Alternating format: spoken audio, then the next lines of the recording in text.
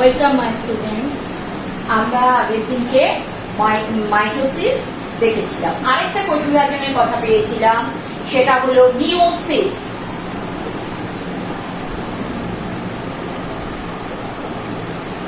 মিওসিসের আরেকটি জিনিস না হ্রাসকরণ বিভাজন।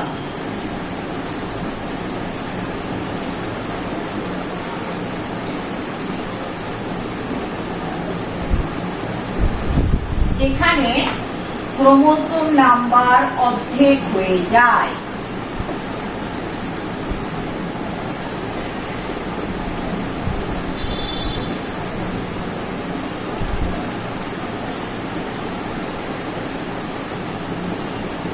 এবার আমরা দেখব এই ক্রোমোসোম নাম্বার অর্ধেক কেন হওয়ার দরকার, কোথায় হয় ক্রোমোসোম নাম্বার, ব্যাপারটা কি। প্রত্যেকটা প্রজাতি একটা নির্দিষ্ট ক্রোমোসোম নাম্বার থাকে। উদ্ভিদ এবং প্রাণী, সমস্ত প্রাণী জগতে এক একটা ক্রোমোসোম নাম্বার এক একটা প্রজাতির জন্য প্রযোজ্য। কখনো দুটো প্রজাতি একই ক্রোমোসোম নাম্বার একই রকম ভাবে নিয়ে চলে না। আর ঠিক তেমনি উদ্ভিদ জগতে।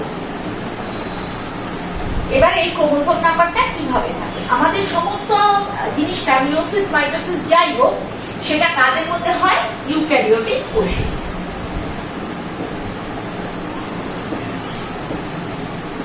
ইউক্যারিওটিক কোষ, সমস্ত ইউক্যারিওটিক কোষটা দুই ভাবে বিভক্ত। এই এন টু এন ব্যাপারটা কি, এটা ক্রোমোসোম সেট। একটা ক্রোমোসোমে যে সেট দেখা যায়, ক্রোমোসোম সেট মানে কি, ধরো চারটে ক্রোমোসোম 1 2 3 4 এরকম। হ্যাঁ, এই ক্রোমোসোম টোটাল একটা সেটে থাকে। যদি একটা সেট মাত্র আমরা দেখতে পাই তাকে আমরা এন বলে উল্লেখ করি। যদি দুটো সেট দেখতে পাই তাদের আমরা 2n বলে উল্লেখ করি। ধর এরকম রইল, এরকম তার পাশে আরেকটা সেট আমি দেখলাম এরকম ভাবে দাঁড়িয়ে আছে, অর্থাৎ জোড়ায় জোড়ায় তারা বসে আছে। এই জিনিসটা হলো 2n। এবারে n to n কোথা থেকে আসে, ক্রোমোসোম নাম্বার। n নাম্বারটাকে, এই ব্যাপারটাকে বলা হয় প্লয়েড।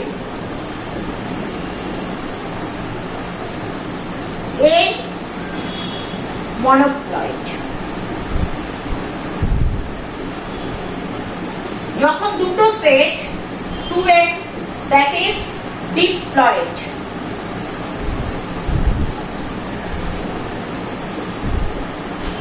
যখন তিনটে set 3n, that is triploid।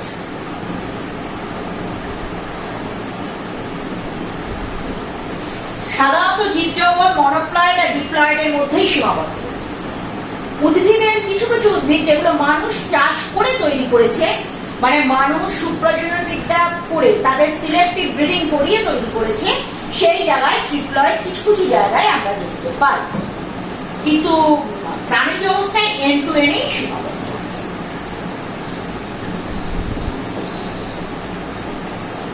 এবার আমরা একটু প্লয়েডি নিয়ে আগে যদি দেখে না নিই তাহলে আমরা কিছুতেই কিন্তু মিওসিস বুঝতে পাবো না। সো আমরা আগে একটু প্লয়েডিকে নিয়ে আলোচনা করে নিই।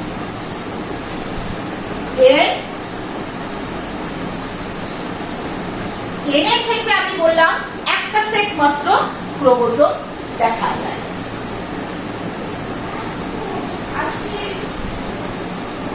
ধরো এরকম একটা সেট ক্রোমোসোম।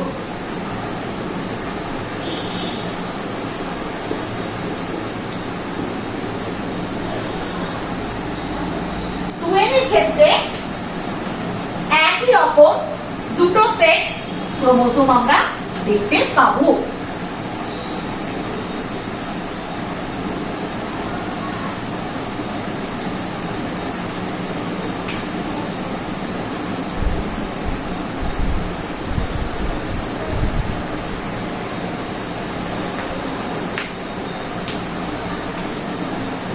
এদের ক্ষেত্রে দেখা যায় মূল জীব দেহটা এরকম এন হয়।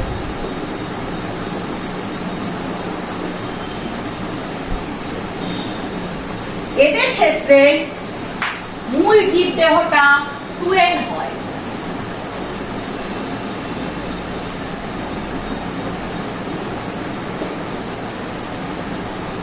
এই 2nটা ওরা সচরাচর ওরা অঙ্গজ জনন বা অযৌন জনন দেয়।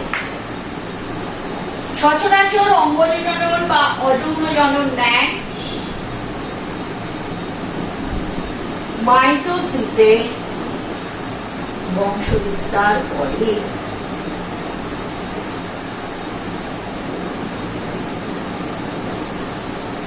এদের ক্ষেত্রে বংশ বিস্তারে দুটো জীবদেহ অবশ্যই দরকার হয়। এরাও যে পারে না তা না, কখনো কখনো এরাও অঙ্গজ জনন করে, অযৌন জনন করে, তবে এদের প্রধান ঝোঁকটা থাকে তোমার যে এরা দুটো জীব দেবে।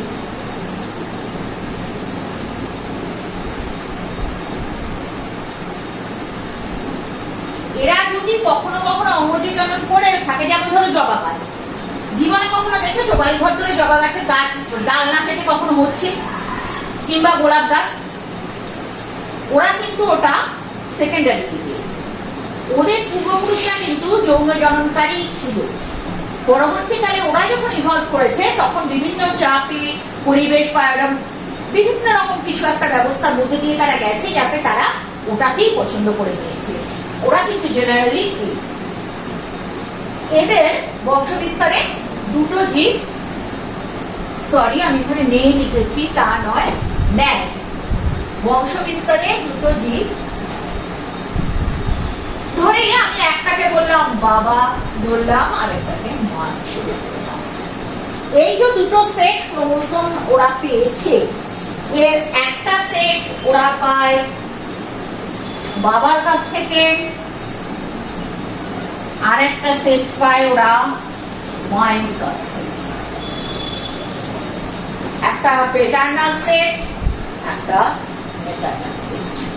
এই প্যাটার্নাল সেট এবং ম্যাটার্নাল সেট এটা ভীষণভাবে আমাদের দরকার হবে যখন আমরা ক্রোমোসোম পড়ব। এই ক্রোমোসোম বলছি, যখন আমরা মাইটোসিস পড়ব তখন। এই সেটটাকে হোমোলোগাস সেট বলে।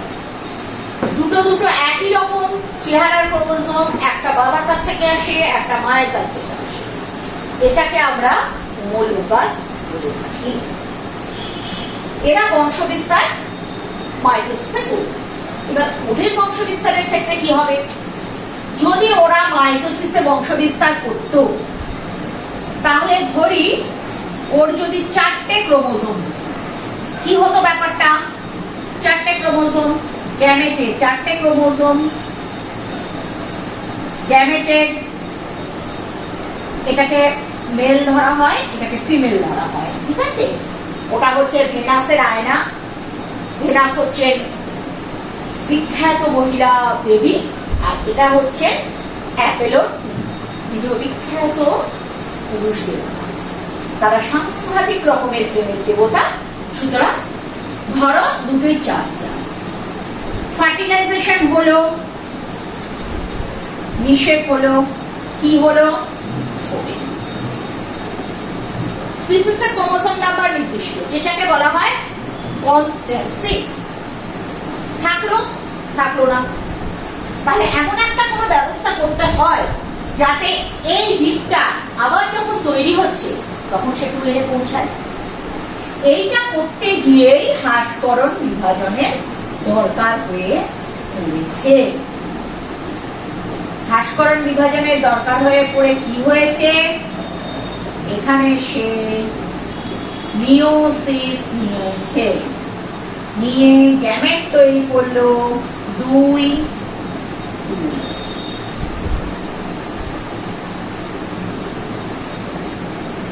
নতুন জীব বা অপত্য জীব আনলো 4, পৌঁছে গেল সেখানে। এই কারণেই মিওসিসের দরকার পড়েছে। সেটা আরেকটা জায়গায় সাহায্য করছে, সেটা যখন আমরা মিওসিসটাকে ডিটেইলসে যাব তখন আমরা বুঝতে পারবো।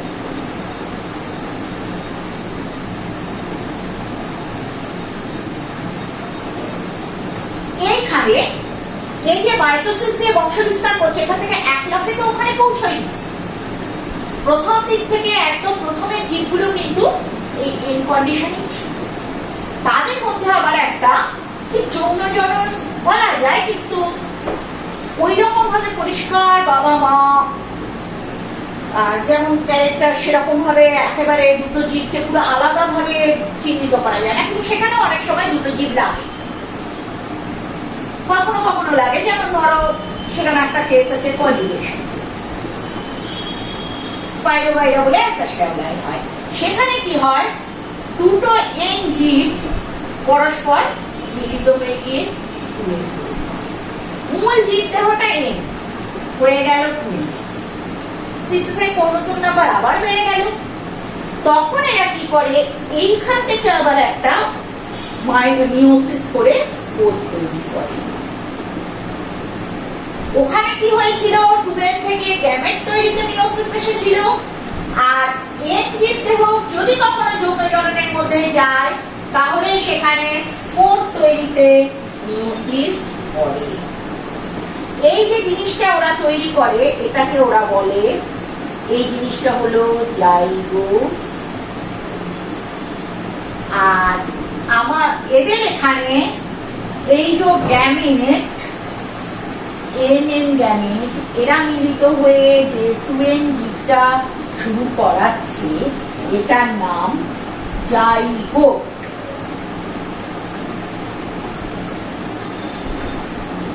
এই স্পোরটা এই স্পোরটার থেকে আবার নতুন জীব তৈরি হয়ে গেল, সে কিন্তু এন হলো, ঠিক যেমন এখানে আমার। তাহলে এটা আমাদের ক্লিয়ার। এবার আমরা মিয়োসিসের পদ্ধতিতে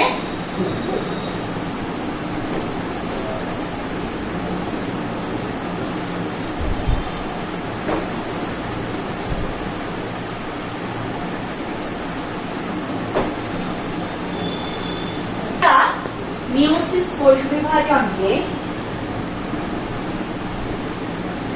পুরো দুভাগে ভাগ করে ফেলা যায়। একটা মিয়োসিস কোষ বিভাজনে দুবার কোষটা বিভাজিত হয়, তাকে বলা হয় প্রথম বিভাজন, দ্বিতীয় বিভাজন। প্রথম বিভাজন, দ্বিতীয় বিভাজন।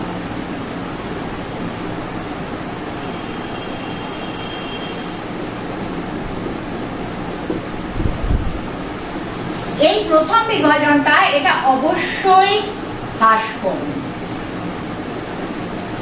আর এই দ্বিতীয় বিভাজন যেটা সেটা হচ্ছে like mitosis.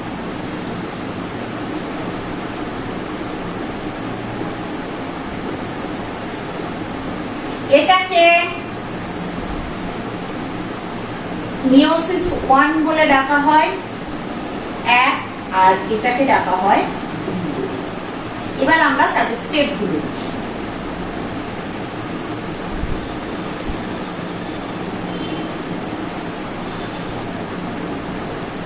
Prophase 1, metaphase 1,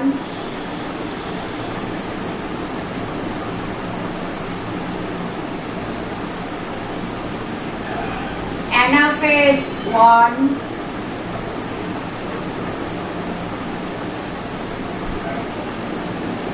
telophase 1।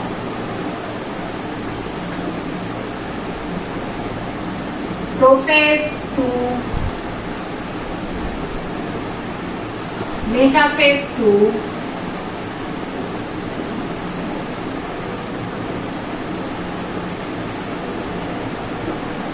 Anaphase 2,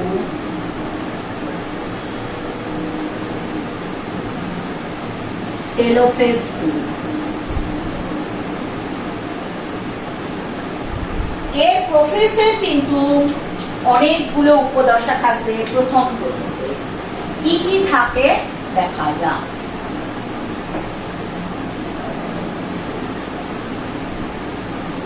leptotene,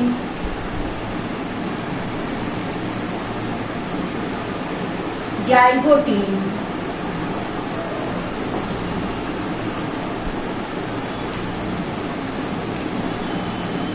packeting,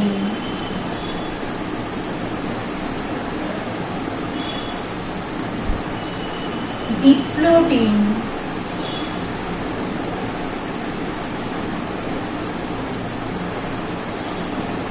diakinesis.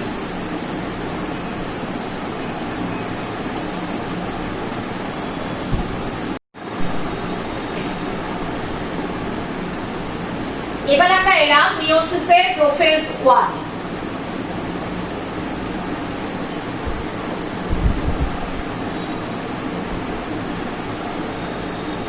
এই ধরো কোষ, দেখা গেল নিউক্লিয়াসটা বড় হয়ে গেল, যথারীতি নিউক্লিওলাস রয়েছে, তবে ফেডেড হয়ে আসছে। ক্রোমোসোমে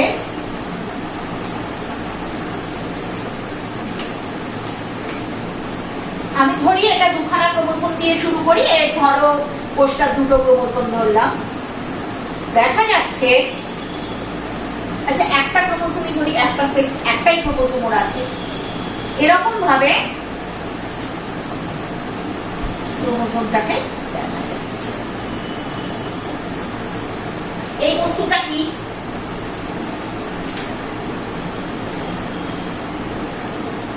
ক্রোমোসোমটা স্পষ্ট হয়ে উঠল। প্রোফেজের শেষের দিকে গিয়ে দেখা যায় যে নিউক্লিয়াসের কোনো একটা পর্দায় ওই ক্রোমোসোমটা আটকে আছে, আর পরিষ্কার ক্রোমোসোমের মাঝখান দিয়ে চুলচেরা ভাব হয়ে গেছে, গিয়ে দুটো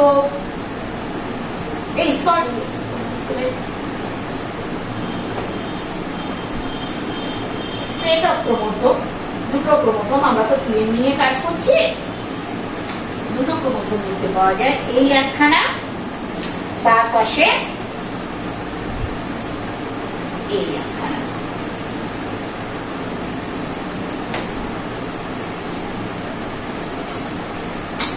এই ক্রোমোসোমটা ধরো বাবার দিক থেকে এসছে, এটা মায়ের দিক থেকে এসছে। এবার এই বস্তুটাকে আমরা তখন কি বলছি? পুরো সেটটাকে হোমোলোগাস সেট। এরা কি? এরা হোমোলোগাস।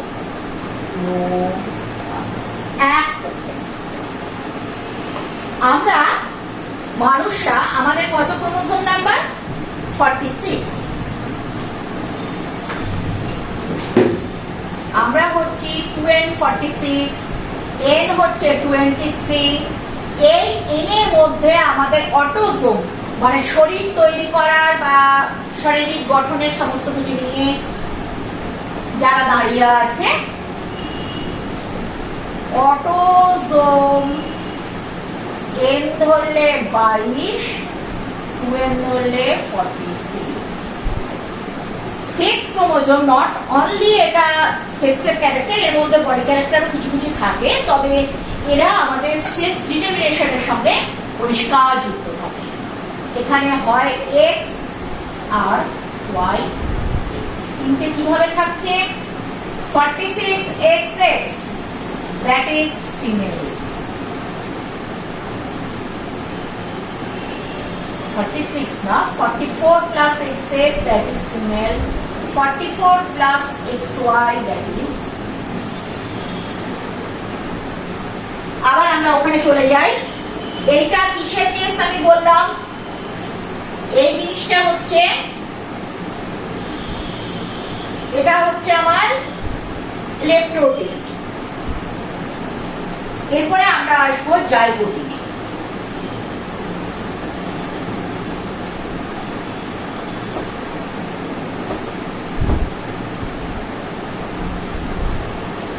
জাইগোটিনে এটা সম্পূর্ণভাবে খুব ভালো করে দেখা যাবে যে একটা আমরা জোড় বাঁধা অবস্থায় দেখতে পাচ্ছি দুটো ক্রোমোসোমকে।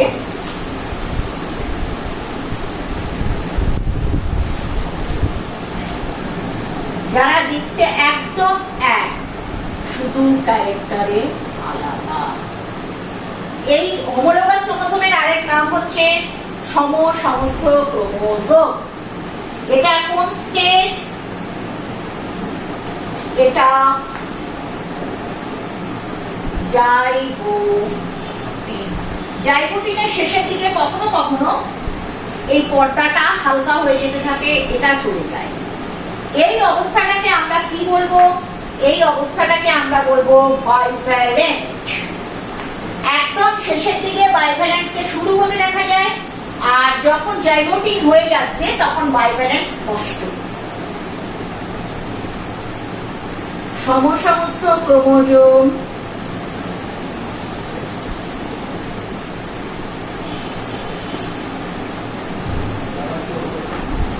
জোড় বাঁধে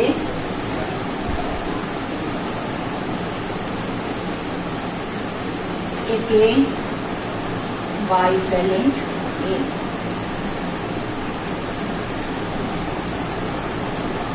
এর শেষের দিকে যখন এসে গেল, এবার আমি নিউক্লিয়াসটা একটু বড় করে দিচ্ছি, বাকি অংশগুলো সরিয়ে দিচ্ছি। যখন শেষে এসে গেল বাইভ্যালেন্ট, তখন দেখা গেল ক্রোমাটিড গুলো দৃশ্যমান হয়ে গেল।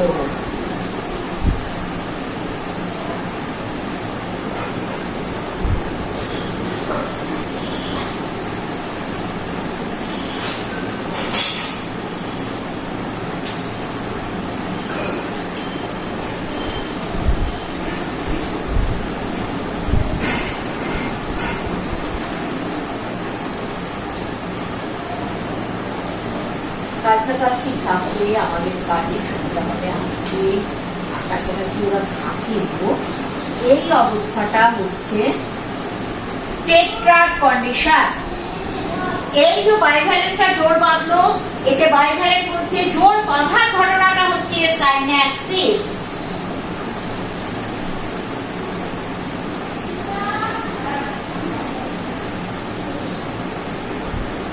জোড় বাঁধার ঘটনাটা সাইন্যাপসিস। চারটে ক্রোমোজোম, চারটে ক্রোমাটিড যখন আমরা দেখছি, তখন এই কন্ডিশনটাকে আমরা বলছি টেট্রাড। কি হচ্ছে? জাইগোটিনের শেষে যখন আমরা দুটো সমস্ত ক্রোমোজোমকে, চারটে ক্রোমাটিডকে পাশাপাশি নিয়ে থাকতে দেখছি, তখন এই কন্ডিশনটাকে আমরা বলছি টেট্রাড। এর মাঝখানে মনে করা হয় ঠিক না, দেখা যায়, অ্যাকচুয়ালি মাইক্রোস্কোপে দেখা যায় যে একটা কিছু জিনিস এসে দাঁড়িয়েছে।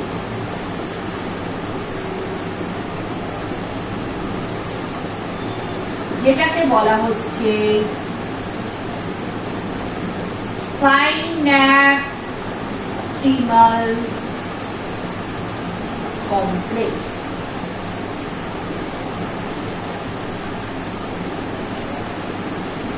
Nothing but macromolecule. এখানে যে ঘটনাটা ঘটবে তার জন্য প্রচুর ম্যাক্রোমলিকুলের দরকার হয়, তারা এসে জমা হয়ে যায়, হয়ে এই চেহারাটা। এরপর আমাদের সবচেয়ে ঘটনাবহুল জায়গা প্যাকেটিং।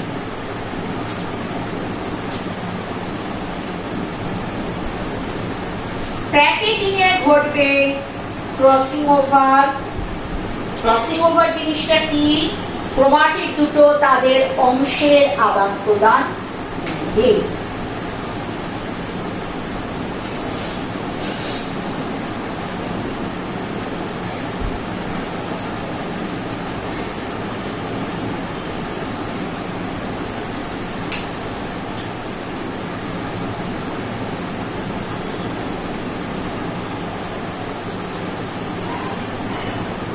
এইখানে একটা কথা বলি, একটা ক্রোমোসোমে দুটো ক্রোমাটিড যারা পরস্পর রয়েছে, এদেরকে দুজনকে বলা হয় কি? এরা পরস্পরের সিস্টার ক্রোমাটিড। কিন্তু এটা বা এই দুটো ক্রোমোসোমের ক্রোমাটিড পরস্পরের পক্ষে নন সিস্টার।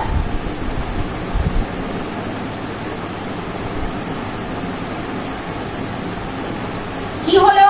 একটা ক্রোমোসোমে যে দুটো তারা হচ্ছে সিস্টার ক্রোমাটিড, কিন্তু একটা ক্রোমোসোমের ক্রোমাটিডের সাপেক্ষে অন্য ক্রোমোসোমের ক্রোমাটিডটা হলো নন সিস্টার ক্রোমাটিড। এবার দেখা যায় এর এক একটা অংশ ভেঙে যাবে, ফাট করে ভেঙে যাবে, যে কোনো দুটো এই দুটো ভাঙতে পারে, আবার এটা এটা ভাঙতে পারে, যে কোনো নন সিস্টার দুটো ক্রোমাটিড ভেঙে গিয়ে তারা অংশের আদান প্রদান করে ফেলল।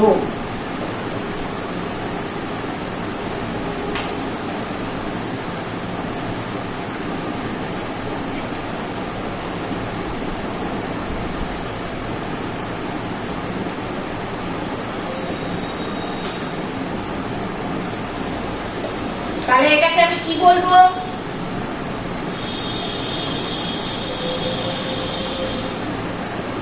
এটাকে আমি তখন বলছি নন সিস্টার ক্রোমাটিডের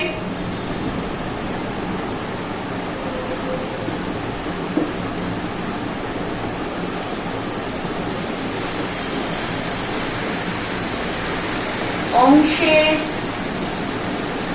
আদান এই ঘটনার জন্য অনেকগুলো এনজাইম লাগে, ওই এনজাইম গুলো এসে জড়ো হয়েছিল বলেই সাইনাপটিনাল কমপ্লেক্সটা তৈরি হয়েছিল।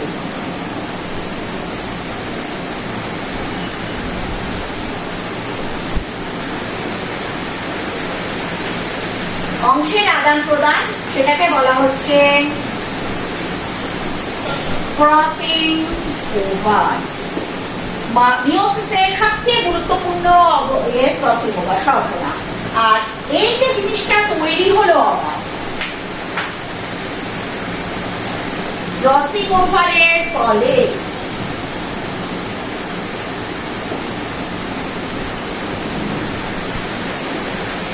যে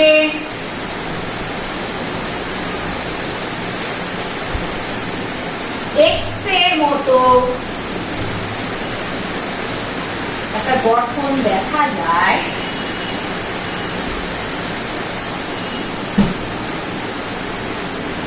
তাকে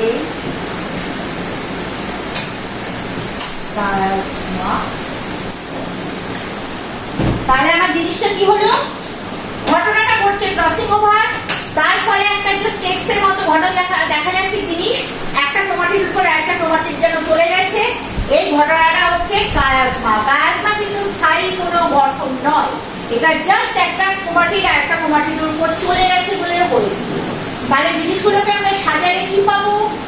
বাইভ্যালেন্ট ক্রোমোসোম তৈরি হলো কখন? হোমোলোগাস ক্রোমোসোম পরস্পর পাশাপাশি এলো, একদম পাশে যারা তখন দাঁড়িয়ে রইল, দুখানা ক্রোমোসোম আমরা দেখতে পাচ্ছি, that is bivalent chromosome. Homologous ক্রোমোসোমরা হোমোলোগাস ক্রোমোসোমে দুটো ক্রোমাটিড খুব ভালোভাবে দেখতে পেলাম, 4টে ইউনিট দেখা যাচ্ছে, দ্যাট ইজ টেট্রাভ্যালেন্ট বা টেট্রা।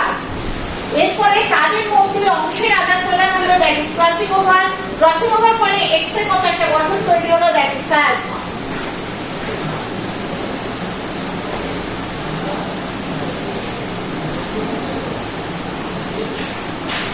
এরপরে আমাদের পরপর দুটো ঘটনা ঘটবে, ডিপ্লোটিং আর ডায়াকাইনেসিস।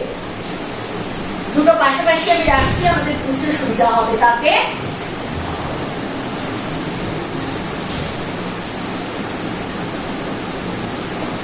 ডিপ্লোটিং ডায়াকাইনেসিস।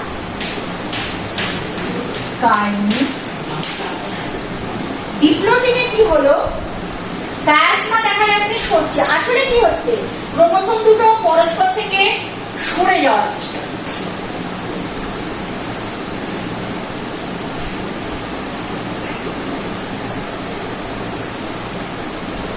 এরকম কন্ডিশন ছিল তো?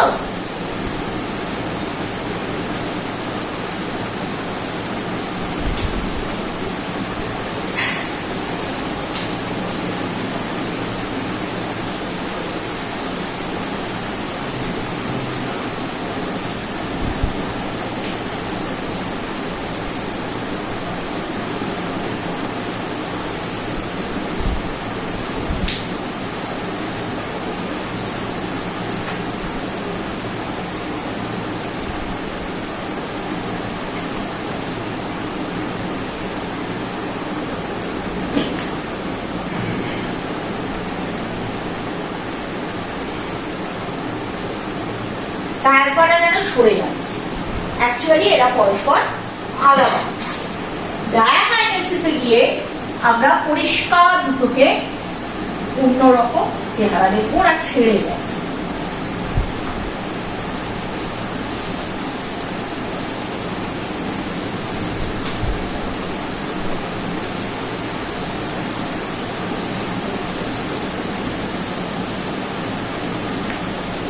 এইবারে কি হলো, এই যে নতুন রকম ক্রোমাটিকটা আমার তৈরি হয়ে গেছে, যে কিন্তু আগে এই কন্ডিশন আমরা দেখিনি, নতুন কম্বিনেশন তৈরি হলো, recombination. This is recombinant chromatic. আর ওরা হলো নন রিকম্বিনেন্ট ক্রোমাটিক, ওদের চেঞ্জ হয়নি। এই রিকম্বিনেন্ট ক্রোমাটিক যার কাছে যাবে, যে গ্যামেটে যাবে, যে গ্যামেট, সেই গ্যামেট থেকে যে নতুন অপত্য তৈরি হবে, তার মধ্যে কিন্তু রিকম্বিনেশন দেখা যাবে। সেটা কি? ধরো মানুষের চুলের ক্ষেত্রেই বলি, এই জায়গাটায় ধরো লালে আছে বাদামি চুল, নীলে আছে কালো চুল, এইখানটায় ধরো আছে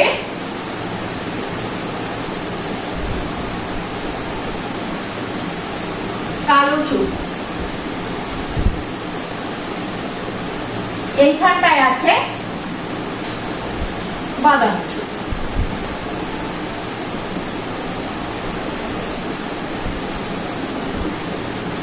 তাহলে আগে কি ছিল? বাদামি চোখ বাদামি চুল, কালো চোখ কালো চুল, হয়ে গেল কি? কালো চোখ বাদামি চুল, বাদামি চোখ কালো চুল। এই কম্বিনেশন নিয়ে সেরকম এই নতুন রিকম্বিনেশন আসে বলেই প্রকরণ তৈরি হয়। একই বাবা মার ছেলে মেয়ের মধ্যে, একই অ্যানসেস্টরের অপত্যদের মধ্যে যে বিভিন্ন রকম পার্থক্য দেখা যায়, সেটা প্রকরণ। সেটা কিন্তু সেম এই ক্রসিং ওভারের জন্য হয়ে যায়।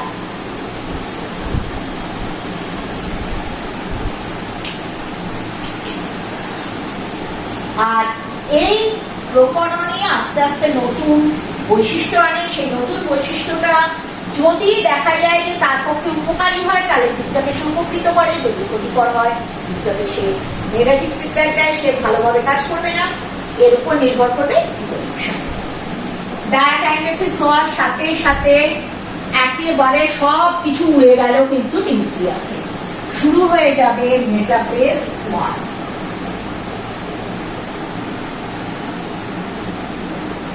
আমি আর দুরকম ভাবে আঁকছি না।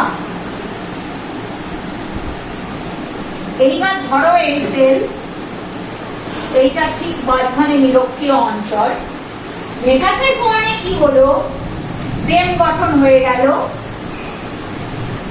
যেমন মাইটোসিসে বেম গঠন হয়েছিল ঠিক এক জিনিস কিন্তু।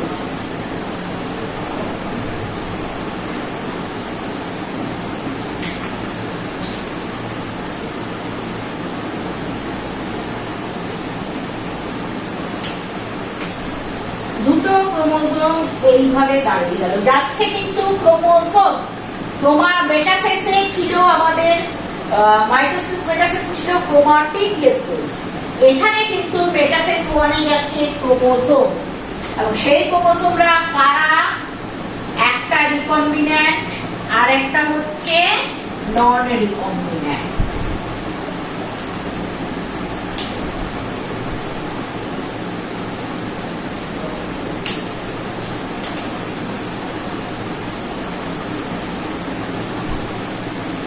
এরপরে অ্যানাফেজ, ক্রোমোসোম দুটো কিন্তু আলাদা হবে না, কখনোই না ক্রোমাটিড আলাদা হবে না।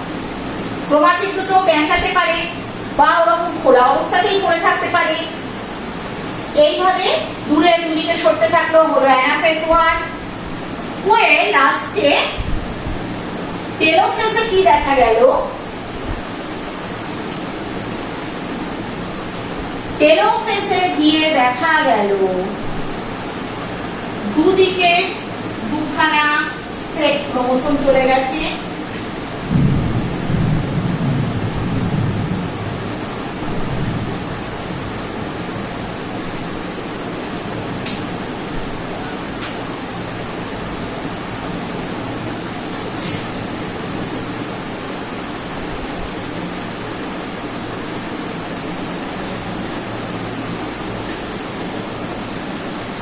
তাহলে শুরুতে কি হয়েছিল, দুটো ক্রোমোসোম নিয়ে স্টার্ট করেছিলাম, হোমোলোগাস ক্রোমোসোম, বাবার সেট মায়ের সেট, একটা লাল একটা নীল।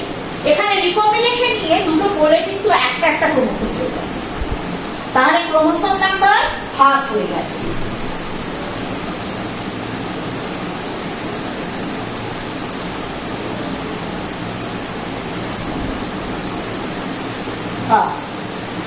এটা হচ্ছে টেলোফেজ ফার্স্ট।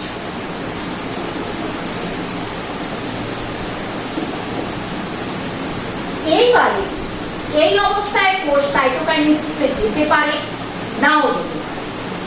এটা জীব থেকে জীবে ভ্যারি করে, কার গ্যামেট ফর্মেশন কিরকম তার উপর এইখানে নিউক্লিয়াস তৈরি হতে পারে, আবার নাও তৈরি হতে পারে। ক্রোমোসোমটা ছড়িয়ে গিয়ে ক্রোমাটিক জালিকার চেহারা নিতেও পারে, নাও, সব রকম কন্ডিশন দেখা যায়। এরপরে দেখা যায় একটু একটা শর্ট টাইমের জন্য কোষটা জীবন, সেইটাকে বলা হয় ইন্টারকাইনেসিস। এই কোয়েশ্চেনটা আমার বড্ড পছন্দের, না?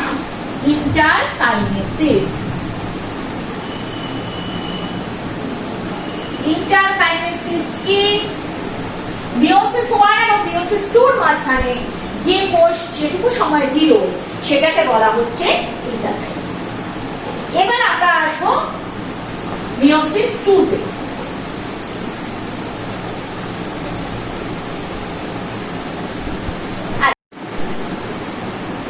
এইবারে এই কোষটা দুটো দিকে আলাদা আলাদা ভাবে মাইটোসিস হতে থাকে, একেবারে মাইটোসিসের মতো।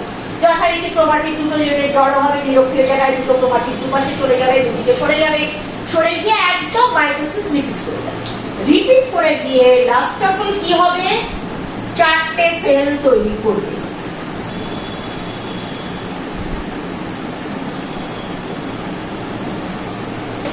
লাস্ট অফ অল চারখানা সেল গঠন করলো। এই তাদের নিউক্লিয়াস।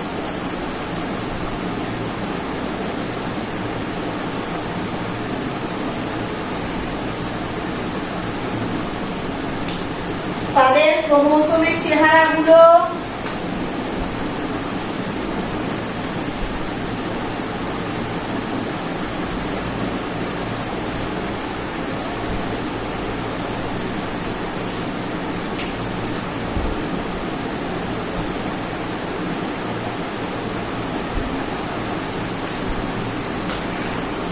জোড়া নন রিকম্বিন্যান্ট নিয়ে এক জোড়া রিকম্বিন্যান্ট।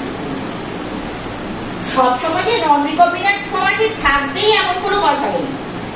একটা ক্রোমোসোমের একদিকে একটা ক্রসিংওভার হচ্ছে দুটো নন সিস্টারে, আরেকদিকে ক্রসিংওভার হলো দুটো নন সিস্টারে। সেরকম করে দেখা গেল চারটে ক্রোমাটিডই আমার রিকম্বিন্যান্ট হয়ে গেল, কেউ নন রিকম্বিন্যান্ট নেই। এই কন্ডিশন হতে পারে। একটা একটা নন রিকম্বিন্যান্ট করে রইলে একটা একটা রিকম্বিন্যান্ট হলো, সেটাও হতে পারে। যা খুশি হতে পারে, এটা ম্যাক্সিমাম সবচেয়ে বেশি ভ্যারিয়েশন যা হতে পারে সেটা দেখে। তাহলে আমার চারটে কোষ তৈরি হলো। চারটে কোষ তৈরি হয়ে কি হলো না, প্রত্যেকটাকে আপডেট ক্রোমোসোম নাম্বার দিতে হবে।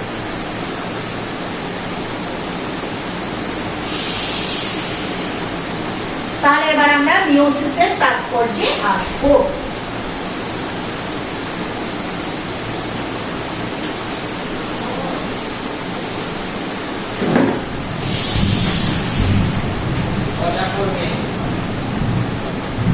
মিওসিসের তাৎপর্য,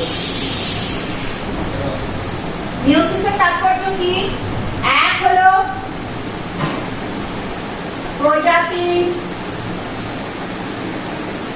ক্রোমোসোম নাম্বার নির্দিষ্ট রাখে।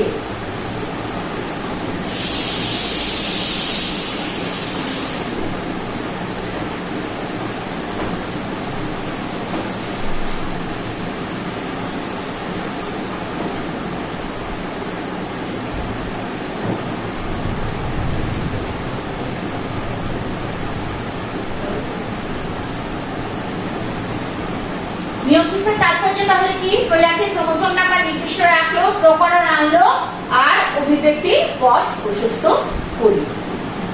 এই মিওসিসের নিতে হবে।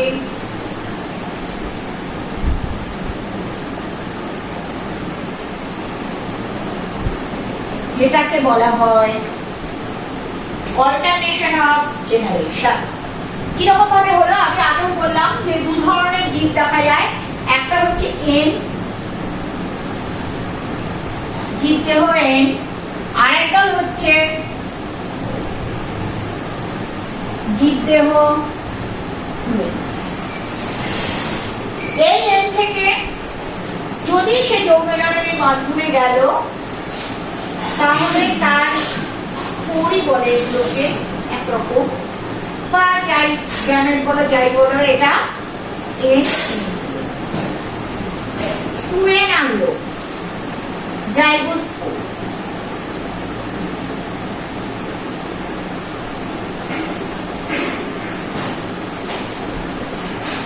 মিওসিস তৈরি করলো এন, এগেইন জীবদেহ। ব্যাপারটা বুঝতে লাগে। টুয়েনের থেকে কি হলো,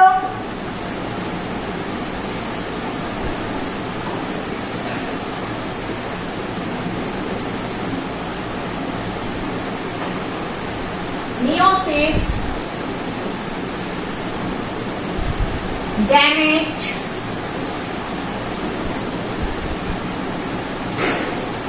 গ্যামেট কি হলো এন এন,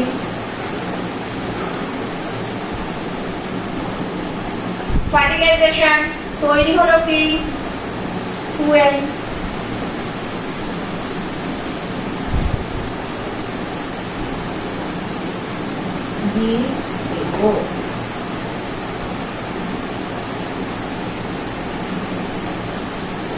এইখানে এই দামে দেখা যাচ্ছে N2N একটা চেঞ্জ হয়েই চলেছে। এখানে যে অংশটা লিঙ্গ চিহ্নিত হয় না, এটা এই জায়গাতে এটা লিঙ্গ চিহ্নিত হয় না, মানে লিঙ্গ থাকে, লিঙ্গ চিহ্নিত হয় কিন্তু সে লিঙ্গধর নয়। তাদেরকে অনেক সময় রেণুধর দেহ বলা হয়।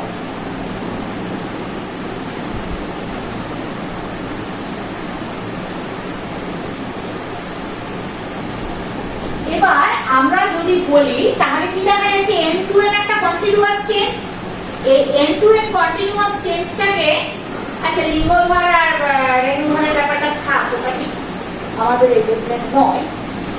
লিঙ্গধর আর রেণুধর বাদ দিয়ে আমরা এটা বলতে পারি N2N কন্টিনিউয়াস চেঞ্জ একটা জীবে একবার N আর একবার 2N অবস্থায় এই যে সাইক্লিক্যাল চেঞ্জ হয়ে যায়, এটাকে বলা হয় যৌনক্রম। যৌনক্রম বা অল্টারনেশন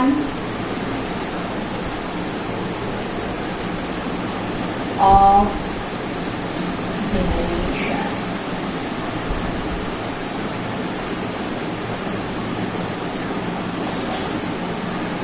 এবার আমরা একটুখানি আসবো মিওসিস আর মাইটোসিসের তফাৎ।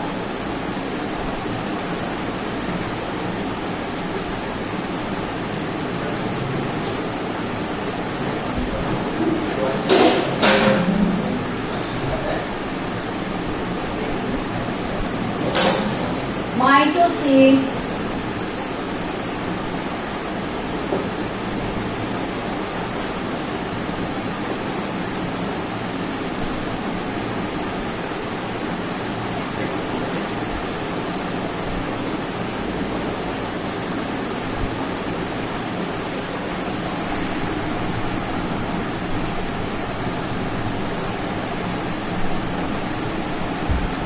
তাহলে আমরা মিওসিস আর মাইটোসিসের তফাৎটা দেখে নিই।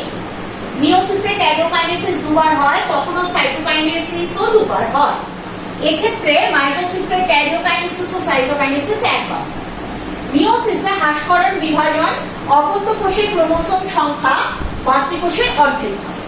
এখানে সমবিভাজন অপত্য কোষের ক্রোমোসোম সংখ্যা মাতৃকোষের সমান। 3 নম্বর পয়েন্ট, অপত্য কোষে প্রকরণ দেখা যায়, মাইটোসিসে অপত্য কোষে প্রকরণ দেখা যায় না। 4 নম্বর পয়েন্ট, মিওসিস অভিব্যক্তিতে সাহায্য করে কিন্তু মাইটোসিস অভিব্যক্তিতে সাহায্য করে না। পাঁচ নাম্বার পয়েন্ট, মিয়োসিস যৌনক্রম ঘটায় কিন্তু মায়োসিস যৌনক্রম ঘটায়। এবার আমাদের কোষ বিভাজন শেষ হয়।